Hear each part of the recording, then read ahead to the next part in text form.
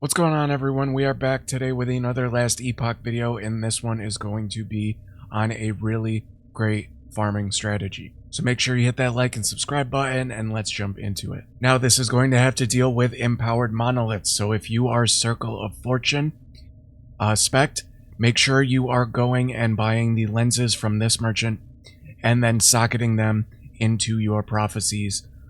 Down here, there will be some openings.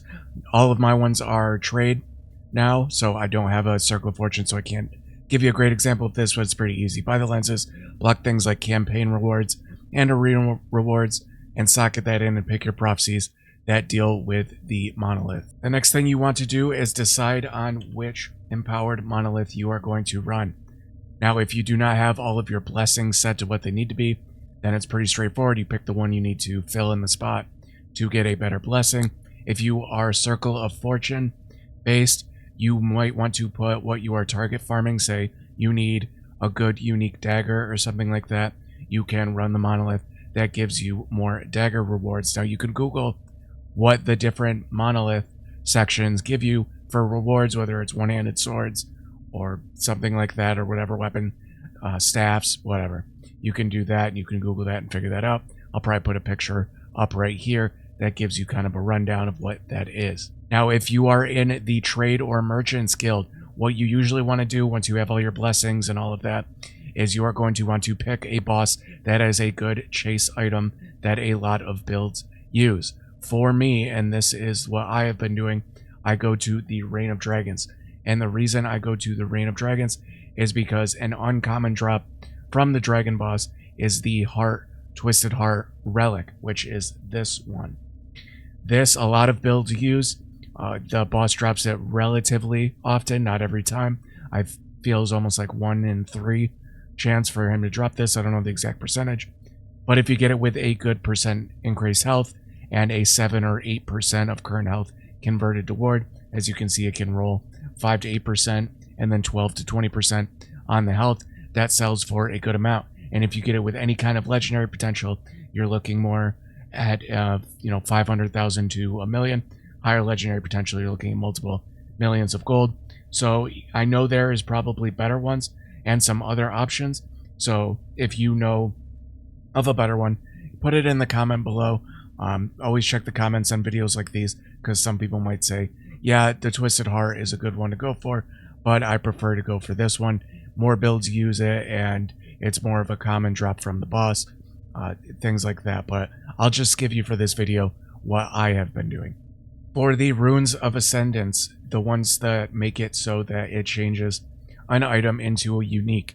If you are COF or Circle of Fortune, you already probably know what you should be using these on. Whatever unique you are chasing, try and get a higher legendary potential or just that unique in general. If you are Merchants Guild and you already have the gist of your stuff, you can either go for a higher legendary potential of the things you use. But if you're just looking to make some gold, one that I have been doing is changing daggers into uniques. And the reason for that is in the dagger unique drop pool, it's actually a relatively smaller drop pool, is 2 uniques that people use on your builds. The Ghostmaker is amazing for Warlock builds, do necrotic damage, and the Smoke Weaver dagger is used on the Shadow Dagger Blade Dancer, which is exactly what this build is. So there are 2 items in the drop pool that a lot of that 2 builds use very exclusively and are very good. So I pick up a lot of daggers and just use the Rune of Ascendance on it and try to get a good Smoke Weaver or Ghost Maker. Again, check the comments. I'm sure people have opinions on what they use. Maybe someone can help us out, give us maybe even a better option. Or, God forbid, this video gets really popular and people start rolling daggers and the price of these daggers starts to go down too much. That happens. Check the comments. Maybe people have some other ideas, or just look at the drop pool of uniques. Look at other builds on, Max Roll or wherever you get your builds, and just get an idea of what kind of things are going to sell. Again, make sure you're doing empowered monoliths. So if you are not at the empowered section yet, do all of the monoliths, do these 3, and then you will be able to talk to this thing and get the option of making them level 100 and empowered and starting at 100 corruption. I also would suggest getting to about 250-ish corruption plus before you do this. So if your corruption level is still really low, remember to increase corruption. All you do is keep going through the monolith until you get the 3rd notch of the gold quest. You do not have to do the optional quest when you're doing empowered. You can go straight to the boss. Once you do the boss, you're going to get a Gaze of Orbis, which is 1 charge, and then you do the shade monolith right here. That'll be at the end of most webs right here. All of these. Do that, kill him without dying, and it will use your gazes that you have saved up, whether it's 1, 2, 6, whatever, to give you more corruption, making it harder but increasing the rewards. Now this is also going to reset the web. So what you want to do is get the corruption to as high as you can comfortably do, and then we are going to really start the strategy. Alright, so now that we got that all set, what you want to do is do as many of these as you can and spread the web of the monolith as far as you can. Now this is a kind of a side character I'm using for this example of a video, but you should actually probably go farther than this, do more of these, spread out the webs till you get to the ending, which is the shade, or you will get the Vessel of Chaos, or you will get the Vessel of Memory. These are less common than the shade. You will get more shades at the end than you will these, but you want as many of these as possible. All the while, you should be doing the boss whenever it comes up. You can see I could do the boss twice right now, which I should, but I kind of just went as fast as possible so I could set up this video, but do the boss as often as possible to try and get that target drop or the drop that you need, because once this fills up, you stop getting stability and you are just basically wasting stability. You could be getting to run the boss more often.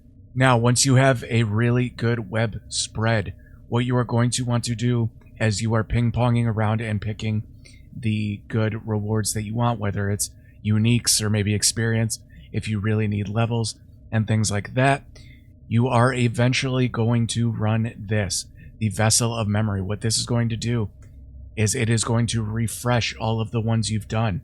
So all the ones with a check mark, it is going to refresh, and ideally you were doing the good rewards and the rewards you wanted, so it's going to refresh them, but it is not going to matter so much once you refresh them as much as it is that when you run the Vessel of Chaos, it is going to re-roll the rewards, and it tends to re-roll them, in my experience, a little bit higher. So you can see I already re-rolled this. That's why all of these rewards are back to what they were previously. But it is also going to start you back at the beginning. It's not going to completely destroy the web like a shade would if you ran one of these shade obelisks, but it is going to put you back at the beginning. You should then run through and get the good rewards again, making your way to the Vessel of Chaos when you decide you want to. I did not. I went straight for the Vessel of Chaos for the sake of this video, but you're going to want to get all of the good rewards that you had again. So once you have a big web and you've run all the good rewards, you're going to want to go to your Vessel of Chaos and do that next.